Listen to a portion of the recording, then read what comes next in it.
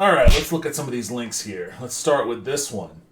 The Matrix Awakens Unreal Engine 5 demo might make you wonder what's real. Okay. Have you watched it? I haven't, no. It's pretty crazy. I mean, I won't tell you anything about the upcoming film. Epic's tech... So they made the film using Unreal 5? No. Oh. No. Okay. I mean, if they did, I don't know about it. But what it is, it's basically just like they used Unreal 5 on a... Oh, I did watch some of this Xbox before. Series X. And, you know, I can generally spot where the characters become the digital characters, but it's pretty fucking great. Close. And they say it could have been a lot better if they'd used a high-end PC. They said they wanted to do the whole thing on an Xbox Series X, so you could see. And there are some building shots and stuff that look completely real, like that are in the game engine. That I'm just like, if that shot was edited in a movie and it was, you know, and I would have completely bought that was. They don't have the video in here? Shot. I'm Thomas Anderson. Like many of you, I work with computers. I like the freedom I feel outside the limitations of the real world. But computers are also mirrors, reflecting back who and what we are and the choices we make, the worlds we build. They also confront us with questions. Pretty good. Why we want to choose this? You think... Why we want to make this is real or unreal? I think this is. I think this is unreal. Who we are and what we want even come from. You take the red pill, and I show you how deep the rabbit hole goes. Well, some of it's real. I know some of it's real. Yeah. This isn't real. Because he walked up to a mirror, right? And I think when he goes in the mirror, I was like, oh. Real. For instance, I'm not even sure why I'm here. I remember waking up and thinking that I'm supposed to come here. That feels unreal to me. That's very unreal. Yeah. How do we know that feels unreal? Yeah. Hi, I'm Keanu Reeves. Over 20 years ago, I first played the character Thomas Anderson in the Matrix trilogy. Those films pioneered digital. That's super fake looking. Like bullet time. Back then, I don't really. The way he walks feels really fake. Yeah. But I mean, you know, where actors have tried to remain perpetual. that is also fake, I want to say. We wondered about digital faces that could become immortal. Hi, I'm Carrie Ann Moss, and I played Trinity in the Matrix films. 20 years ago, we asked ourselves Certainly how long fake. it would be before faces. Well, pretty good. Pretty good. Still really good. Yeah. We wondered what Like, would identity mean. It's not doing them any favors to be in an all-white environment. What would reality mean when a world we can build feels as real as our own?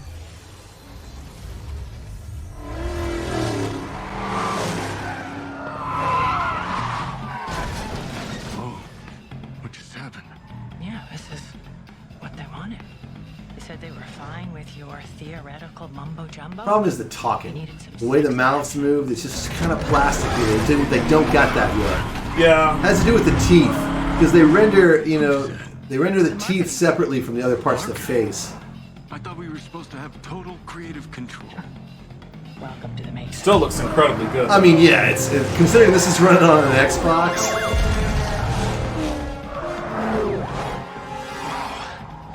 You still got it. Like riding a bike, they say. I mean, dude, in 10 years? Yeah, no actor's gonna have a job. Remember we had this conversation? We did have this conversation. We were talking about James Dean or something like that. They were trying to make a movie with James Dean. Yeah. Yeah, it's all supposed to be a little unreal. Word of advice. Agents are bad. But whatever you do, stay the hell away from marketing.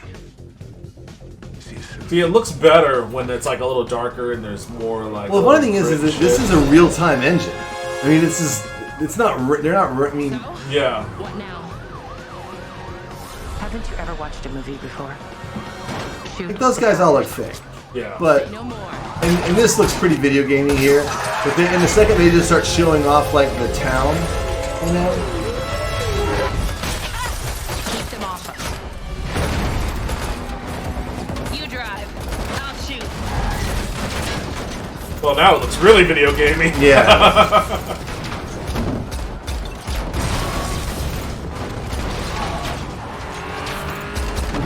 And that's kind of the weird thing about this. Like, the graphics can look as amazing as ever, and it does right now.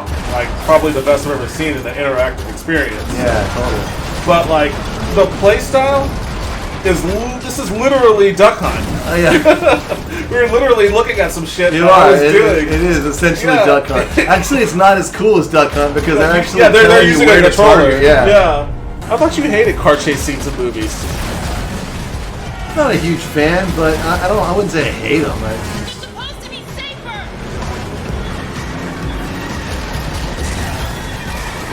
It's just like you've seen so many of them at a certain point. I Yeah. just don't need to see any more ever again. You know what I mean? Or at least show you something different. Yeah. You boys are Because, gonna like, get a kick out of this. I guess technically the speeder scene in Return of the Jedi is a little car racy. Sort But of. it's It is awesome. different, yeah. It is incredibly different and very awesome as a result. Like, I don't get anything out of shooting at Toyotas, to be honest with you. No, but this isn't really a game. You can't play this. This is just, I think, to show you the possibilities. Yeah. There's too many of them. It looks awesome. It looks way better than I expected it to. This shit is. They already got VR now, supposedly VR helmets where you can't see the pixels. You know what I mean? They're like 16K in each eye or 8K in each eye or something absolutely insane. You get that shit in 10 years, dude. It's gonna be. Yeah, this is incredible. Like, why wouldn't you? I mean, I guess it's. I mean, what's more cost effective, using this for these shots or getting a crane and flying a camera up into the sky? Well, yeah, I mean, it depends on how much you can get off the shelf, but probably Yeah. doing that. Like, this is the stuff that I was talking about, like that. I mean, There's still some weirdness going on in the windows, but it looks cool. I mean, any of these, like, if you saw one of these shots in a movie where you know what I'm saying, where you were seeing real footage on either side, you would never think that you were looking at CG. You know what I mean? Yeah. Again, though, it's all about context. You know what I mean? You could easily have this in a movie, and if it was on either side of it, you know what I mean, and it was all color matched, you never know that this wasn't. I mean, depending on how the camera moves. The camera moves real fucked up, you know it's CG. If Yeah. it moves like a fucking camera moves in real life, then you think it was real. This begs the question, though. So, we're damn near photoreal on some of this stuff in here. Where does that put a game like, you know, like Grand Theft Auto? That building's awesome. What's up? I said, Where does it put a game like yeah, like Grand the Theft- first one? No. I mean, so there's a new Grand Theft Auto, and it looks this good or better. But you're doing all the terrible shit that you're doing in Grand Theft Auto. You know what I mean? Like what? So your question is like, what is it? Like, at what point, like, you know, I think that we're used to, like, some of the stuff that we do in video games is pretty horrific, but I think we're used to that, like, disconnect of it looking kind of cartoony, you know what I'm saying? Yeah. What happens if it looks like, you know, what it really looks like when a guy gets his head bashed apart with a hammer or something, you know what I mean? I don't know. There are some limitations, like, there are artificial limitations in what people will and will not allow for violence in games, even though it seems like there isn't at times. I feel like if you get a photorealistic game that really very disturbingly portrays like something very gruesome, there are probably going to be some conversations about it. Yeah, there's it would have probably to. going to be some recalibrations on what it means to make a mature rated game, or what is it? It's not NC-17. I forget what the video game equivalent of that is, though. But there'll be some conversations when that time comes. Like, I feel like people will definitely react to it a certain way, because they did when that Manhunt game came out. I remember that game. Yeah, like, people lost their shit over it. The Wii version, supposedly, you could use the Wii controls like a garrote and go behind guys and Really? grab their head and pull back, and I start choking. That's awesome. In a very fucked up way. Yeah. Yeah, so I feel like that'll just be like, you know, I mean, it's awesome that they managed to you know, get a game engine that's accessible to everyone who wants it Yeah. to look like this, and it's a matter of the What's really technology crazy around it catching up with it. is if you're using Unreal Engine, you can use the assets from this company called Quixel, which Unreal bought for free. Oh, cool! And like, dude, their assets are fucking amazing. Really? Oh yeah, they're like, I mean, they're just unbelievable. They're so good. I mean, they're kind of like, I'll hand it to Epic, man. They saw the potential of this shit way beyond just like making video games. A while back, and they built it out accordingly. Unity just bought Weta Digital from Peter Jackson, so yeah, I mean, all his assets, all those assets. They're competing, but it's a short-sightedness that a lot of game studios had in how they could use their game engines, and who they should let have access to their game engines, because it wasn't always just Unreal. There were plenty of basically every game had its own engine up until like 2002, when everybody just started using the Unreal Engine. I remember when we were trying to figure out what we wanted to use Unreal, but you couldn't use it back in the time. You had to pay a licensing fee just to develop on it. Yeah, we were trying to get the Torque engine that Garage Games used or license, and that was the Tribes engine basically. Yeah. And God knows what's going on. That'd be funny if people are still using that fucking thing. Yeah, I don't know. Still around. It's on GitHub. Boy, look at how shitty that looks. Yeah, I mean, that's the thing. That's and the video doesn't exist. Not a good sign. Oof. Yeah. Yeah. Well, what are you gonna do, man? I mean, hey, Unreal, that's the thing. Unreal exists. My initial statement was about to be, when you don't have the money for the big stuff, then you go towards this. But I mean, Unreal's free, so for indie developers and shit, for people that aren't trying to release like a blockbuster game, Yeah, I mean, I think if you're going to release an indie game that to a certain thing, you have to pay a little bit. You do have to pay. It's staggered. It's a part of royalties, I think. Yeah, I mean, But I mean, that still beats fucking being relegated to using something like this. Yeah. There's another game. So there's Unity and there's Torque. There's another game engine I see people talk about called Godot, which is kind of new as well. Really? Yeah, it's for indie. It's kind of geared towards indie games. I don't know why one would use Godot, but some people like the scripting languages. Like, I want to say like Unreal is all C++, whereas Unity is all C#. So if you can write C# and you can't write C++. Well, in keeping with the Matrix technology, the advances of technology that revolve around it, we have Matrix star Keanu Reeves laughs at the concept of NFTs. NFTs have been popping off in the news a lot lately. Oh my god, dude! It just sounds fucking wild. I don't entirely understand what exactly like. I know that it's like a non-fungible token. The idea that you have some digitally unique, encrypted thing that you can pass off to somebody, and it's they not have even like encrypted, right? It's basically. It's just a picture. And the picture.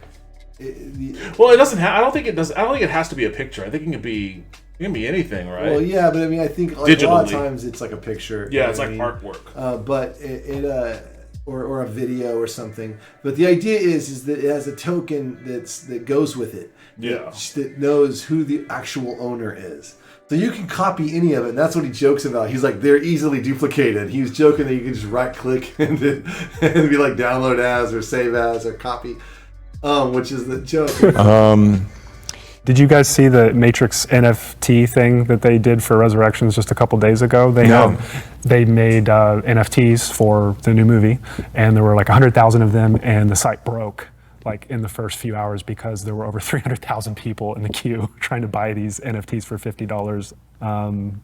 And so like when you think about the concept of digital scarcity and things that are, they can't be copied. That are easily reproduced. They're not the version of you. I wonder what he was trying as hard as not to just like completely ream this dude for like. This dude, this guy is a little too plugged in. He's like, "Have you heard of the NFT?" Yeah, no, this dude is a crypto bro that you're trying to avoid at the bar. Like if he gets your ear, he's gonna talk to you about fucking Ethereum and all that shit. And like he was just sitting there, he was trying to take it seriously, but as soon as that guy says you can't you can't copy or something, he was like, that's easily reproducible, and he starts laughing. He's like, I couldn't hold it in. I couldn't do it. I tried. Out of that? Oh no, I don't. Actually, I don't think Not the same, right? It's not can't be copied. that are easily reproduced. Well, but they're not the same, right? It's not. I wonder do we get a cut of that? Oh no, I don't. Actually, I don't think we're in them. They probably did other people. You have to take that up with the studio. I don't know.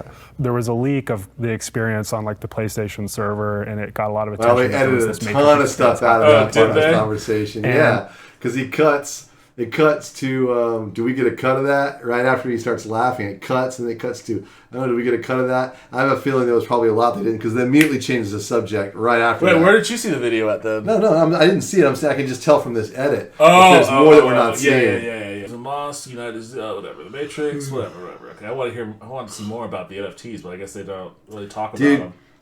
NFTs... it's fucking crazy shit, dude. Well, apparently so. Like it's fucking wild. How a $300,000 Bored Ape Yacht Club NFT accidentally sold for $3K. Yeah. Fat finger errors have existed in traditional finance for decades. Now they're increasingly happening in NFT markets too. So, like, I've heard of the Bored Ape thing. Is it really just a picture of like a monkey in different types of clothes? Yep. That's it. Yep. And then people are like dropping this kind of cash on it? Yeah, dude. There was a guy. There's a guy on YouTube who is pretty great. Although sometimes he can be a little obnoxious as well, but he makes fun of like gurus, like economic guys that like, I want to give you my system. 6 months ago, yeah. I was tending bar, trying to figure out what to do with my life, but then I figured it out. It all clicked for me, and pretty soon I was making 6 figures a month on the internet. Who was that guy? The guy's name is Spencer. God, Spencer something. And wailing on gurus. But he was talking about this one guy who had an NFT thing, and the guy actually made like $8 million with these fucking bullshit NFTs that were just like a picture of a math. It was like a picture, and the picture just said 2 + 2 = 4. And people bought that, you know what I mean? And it's like, and he I get the sense, it's fucking crazy. I get the sense that a lot of this NFT shit is just like super rich people trying to find things to park their money in. Like, they usually buy art, or, they buy condos in cities they don't have any attachment to. I think with the added caveat that by super rich, it's also people that are rich in crypto, but maybe they haven't. It's too difficult. You know what I'm saying? Like, I don't know how hard it is to actually get crypto out of crypto. And turning it. That's the funny thing about crypto is like it's supposed to be this whole, decentralized alternative to fiat currency, but it only has value if you could translate it into fiat currency. Well, yeah. So I think there's ways using PayPal and shit. You can actually PayPal does crypto now. I think you can move it over into your bank account, but I think that there's limits on it. There's limits, and you pay a huge amount of taxes, and the taxes are real. I think that there's a lot of people who aren't what you would consider rich, but have lots of crypto. Are rich in crypto that buy this shit because it's almost it's an asset. It's just like it's like a video game. It's like playing Skyrim and upping your money in Skyrim, only with the possibility that you upping your money in Skyrim actually means it's gold, money in real life. It's gold farming. It's like World of Warcraft gold farming, basically. And it's still a very bizarre concept for me to wrap my mind around. Like, it's a con. Crypto is a con. It's a Ponzi scheme. It really is. Because it only has value so long as you can convince the next person in line that it has value. Yeah. And so you're all just basically waiting for... Well, that's how the pump and dump works. I mean, yes. The Spencer guy, he did a video actually 2 days ago about this Instagram chick that she's the full fake shit, and she does these videos. She's like, "Hi guys, so this is the crypto coin I'm really into." She called herself the crypto queen, and she's like, and she basically is paid by all these coin creators,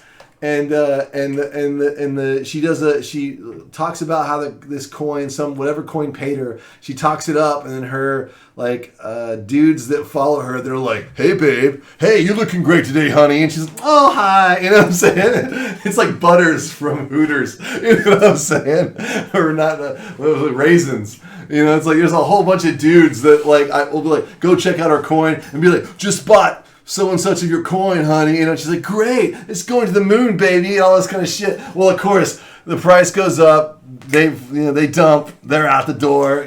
So I was. She moves on to another coin. This is this CoffeeZilla dude did a great expose on one of those kind of scams that a couple of dudes from FaZe Clan were running. I don't even know who FaZe Clan is. FaZe Clan is a esports team, basically. Okay. And they're I know nothing in and of themselves. I know nothing about esports. Well, you might be fortunate in that regard.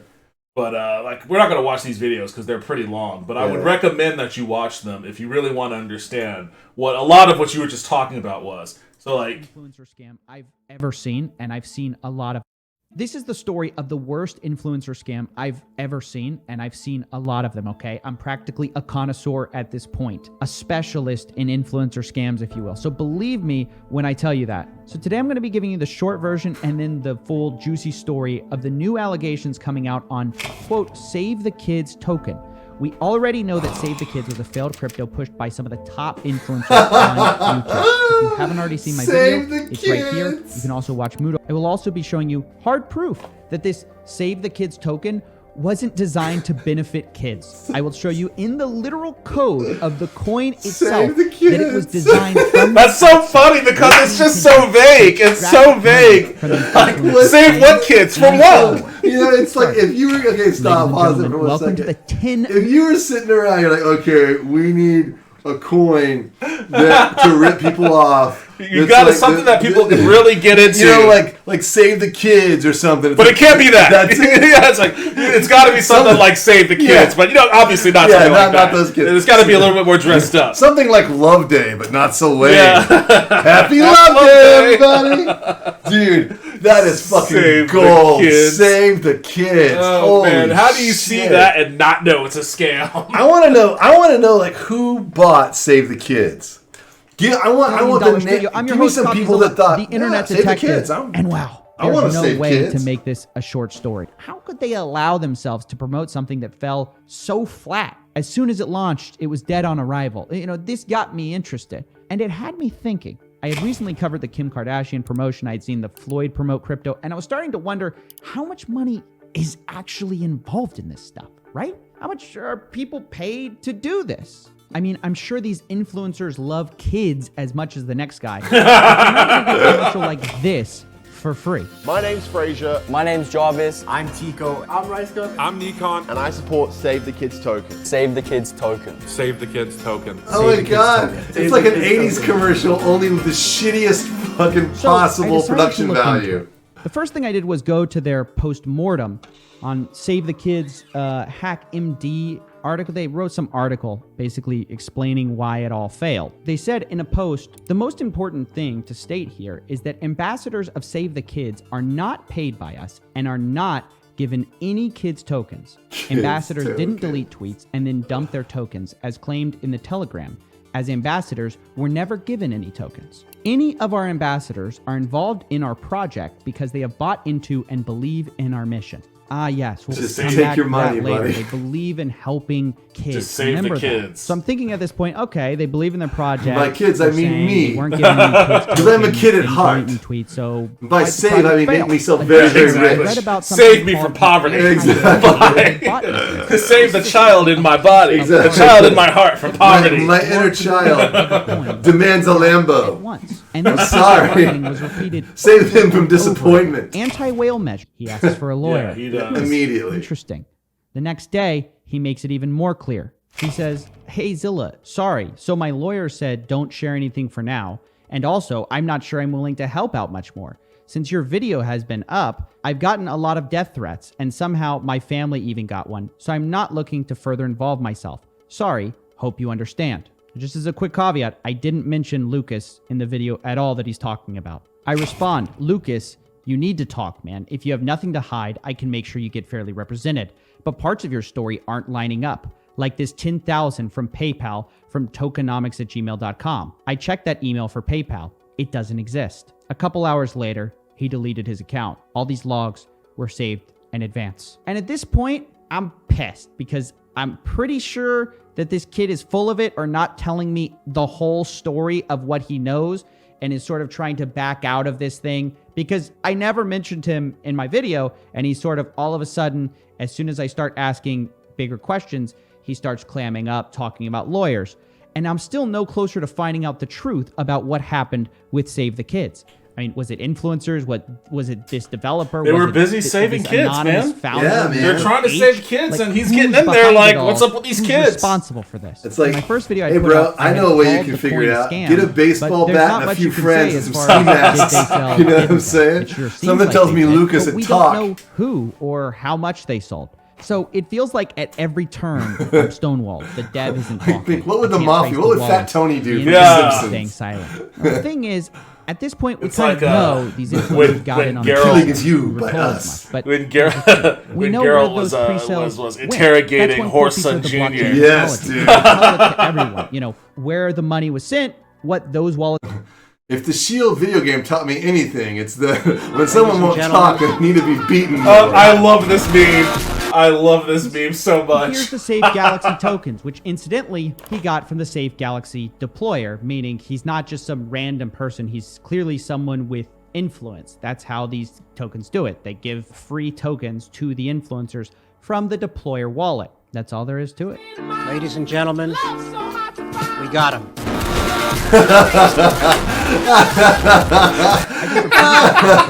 Okay, I didn't realize. Three confirmed. Pause it for a second. Those guys on Internet Today say that from time to time. Oh, really? When they thought they caught that guy, the Zodiac killer, when those guys came out and they said. They said that they knew who the Zodiac killer was, and the guy was like, "Ladies and gentlemen, we got him." And I just thought it was really funny. I didn't actually see it. And is this Osama bin Laden?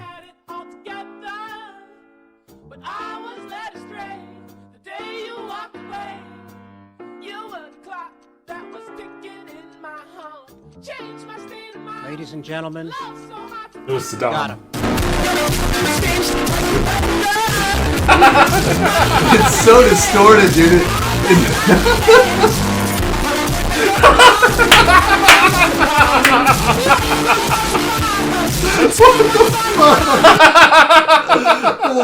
Oh, I love that so much. Yeah, I love how distorted it is. It's just like blowing out the speakers. So that's part of the meme that's distorted. Okay. Anyways, okay, so you should watch the rest of that video for certain. That CoffeeZilla dude did an excellent job. Does he get to the bottom of it? Oh yeah, he gets to the bottom of it. Does he ever confront Lucas and demand retribution? But what happened was like a few of those phase dudes like went on the run. You know, I feel like a whole generation of late period millennials and Gen Zs were like privy to a whole world of scamming that my generation wasn't even. It's like fucking lightsabers to us. Everything, you know what I'm saying? It's like everything is scamapalooza right now. Yeah, scamming is the thing, and I mean that speaks to like the hardship of like the fucking reality of the world we're living in right now, where it's easier to make a living scamming people than it is to like make money in a legitimate other way. A lot of people just fucking do that. Well, it's funny, like all those fucking. It's like the smash and grab. Yeah, well, you can tell. Yeah, you can tell from those guys, all those crypto pros. Those guys aren't very bright. They're just kids. They're driving Lambos and shit. You're like, okay. Basically, what it is that's the new drug dealing. All the drugs are legal now. Like weed is legal. You're like those idiots that fucking dealt weed in high school and were like, had lots of money, but they were fucking morons. Those guys are the guys who are doing this shit. They've moved on to something else. You know what I mean? The Bored Ape Yacht Club is a collection of 10,000 NFTs, each depicting... 10,000. And one of them sells for $300,000. That's fucking crazy. It's just 10,000 different variations of this? Yeah, dude. They must have used an AI to, like, make the alterations. I think some of it actually is generated by AI. Yeah, which is even more dumb that you would pay that much It's like a series of, like, things that the AI combines together. Yeah. Each depicting an ape with different traits and visual attributes. It may sound arcane, but it's one of the most prestigious NFT collections in the world. Jimmy Fallon, Steph Curry, and Post Malone are among the star-studded members. Right now, the price of entry, that is the cheapest you can buy a Bored Ape Yacht Club NFT for, is 52 Ether. 52 fucking Ether? Holy shit. I don't even know what 52 Ether is. It's a lot of Ether. I know Ether is, it's 210 grand. I know that Ether's worth a fuck ton of money, and 52 of them is a fucking lot of them. Which is why it's so painful to see that someone accidentally sold their Bored Ape NFT on Saturday for $3,066. Fuck them.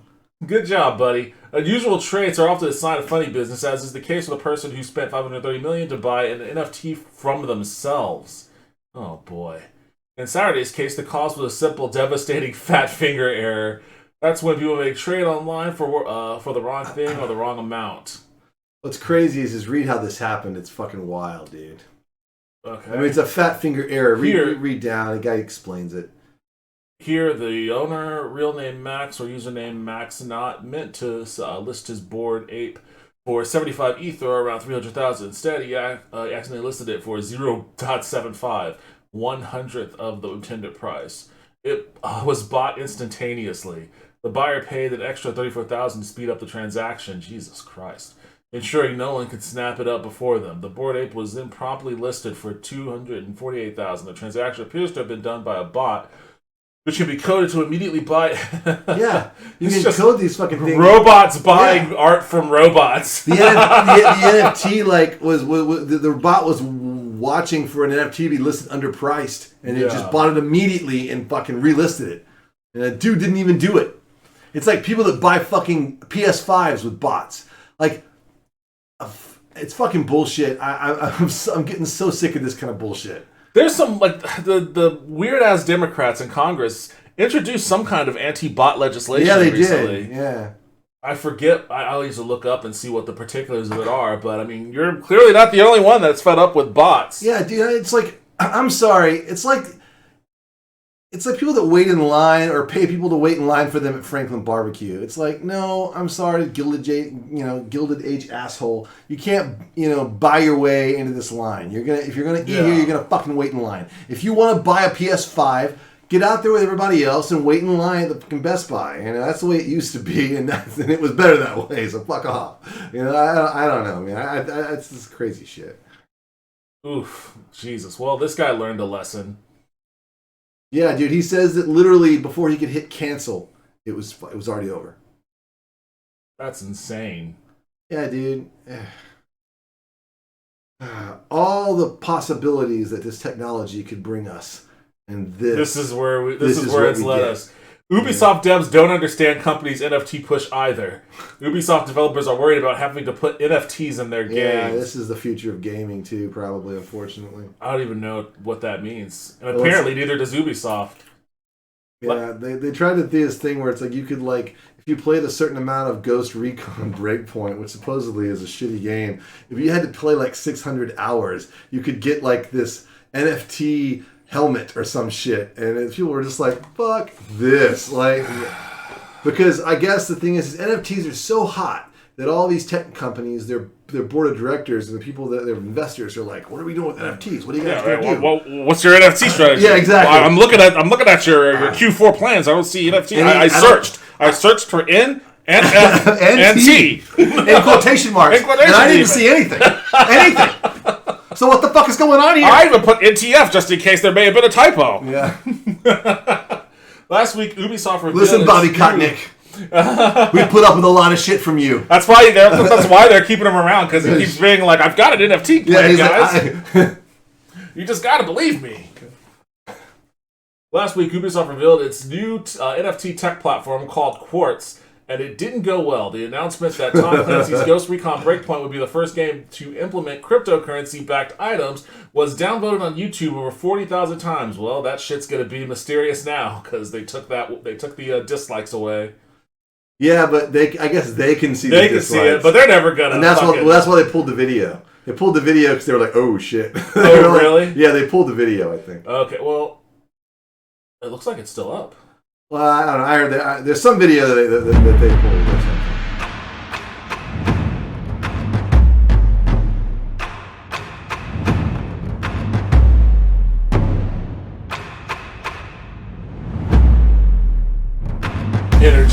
shit.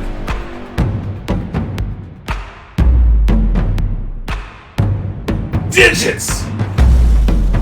Oh my god. Oh. That's the helmet. That's it? Yeah. It's a shitty looking helmet too. Look at that bro. I know. That guy looks like he listens to fucking that Kid Rock song. You ever do that? Monster Truck and Kid Monster Rock. Truck. Oh, Nobody gonna tell me how to live. Dude, I wanted to do a sketch over that shit so bad. Nobody gonna tell me how to live. People from the future won't exist. Stick our girl. Damn it, the cut. They took our girl. They took our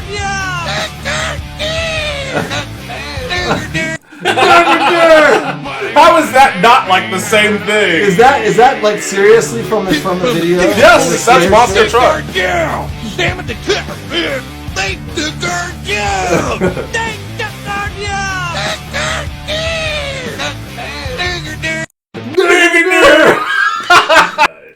What it didn't show, of course, is that Ubisoft, that was kind of a derailment going down the you have to edit that shit out. The Kid Rock thing, but when you compile this for YouTube. Yeah, it was amusing nonetheless. I wanted you to get to see that. That was funny. What it didn't show, of course, is Ubisoft had no idea what it's doing, and Quartz fine print says as much. It reveals that because so much of the work is being handed off to the blockchain, Ubisoft has no power to, quote, reverse or cancel transaction, has, quote, no liabilities for claims or damages, is aware that the blockchain, quote, may be subject to specific weaknesses which make them possibly targets for specific cybersecurity threats. Jesus. And has, quote, no liability in the risk implied by the use of this new technology. Basically, you're on your own. We're going to put this shit out. If you do this, it's all on you. We have zero responsibility for anything. If you get hacked, then good luck tracking down the hacker. Yeah. Talk to that coffee guy. Jesus. Everything from top to bottom sucks about this. From the endorsement it gives. Is this Kotaku? Of course, this is Kotaku. To the scam, to the contempt it shows Ubisoft holds for its customer base. And one place people have chosen to voice to discuss this initiative is on YouTube. Although YouTube made a public gesture of removing the dislike button from the platform last month, ostensibly in the name of protecting creators from harassment, another reason was also surely to protect corporations and big PR firms having massive dislike video on their page. And while it may be possible in the long run, at the moment users are still able to view YouTube dislike numbers a number of ways, from poking around the page to using a browser plugin. What? Yeah, I bet you if you hit Control F12, or Function F12, you can look at the dev tools and you can probably see the HTML. Doing this reveals the Quartz announcement video has not been a hit with fans. At the time of this posting, the video has been viewed 148,881 times, with 1,000 likes and 24,000 dislikes. Oof. That's a 96% dislike ratio, which by my math says people do not like what this video is about.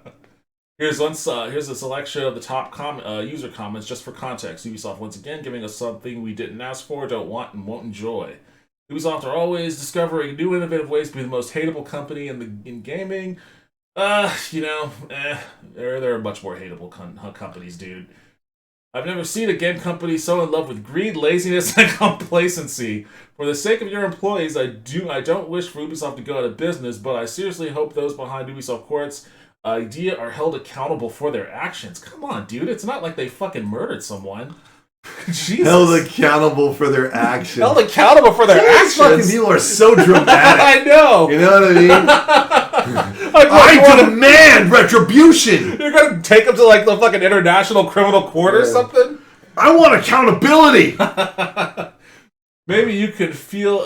Maybe you could even feel a tad of shame in knowing that the court of public opinion is almost wholly against you. Oh, I forgot about. There's something that you need to see. Oh, what is that? We'll finish this discussion. Oh, this is pretty much done for. It's just people hating the shit out of it. Hey guys, thanks for watching this video. If you liked what I said, what Justin said, if you like the content we're providing, if you had any kind of laughs at all, even if you hate us, if you hate my guts, if you want to stab me, if you want to say all sorts of horrible things to me, cool.